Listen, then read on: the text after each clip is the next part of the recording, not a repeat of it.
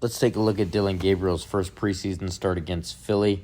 It wasn't great. It wasn't all bad, though. He had some good pocket presence. He was delivering some strikes down the middle, throwing some deep outs. Stat line, 143 yards, no touchdowns, a pick, 13 of 18, 72.2% completion rating. So, it's average. It's not great, but he only played 3 series. It's preseason still, but it wasn't awful. Specific play we want to watch here is a little stick out concept to beat man. Going to pull that outside linebacker DN out with a simple stick. He's a 1-2 step, deliver the ball, hitch up.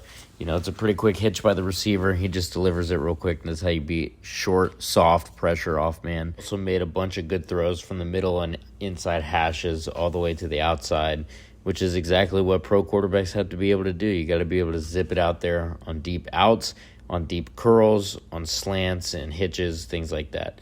Plus, he had good pocket presence. The O-line was holding it down. He stood in the face of it, zipped the ball right to the right, away from the defender. So it was a pretty good game. Here's another deep out. Like I said, he's showing off the arm strength, showing off the velocity, and he's got good accuracy too. 1, 2, 3, boom, right to his guy, right away from the defender. So he was playing all right. Another deep out right here, right into the receiver's face off play action, steps up in the pocket, delivers a strike. Pretty beautiful, but it wasn't all great. Rolls out to the left here.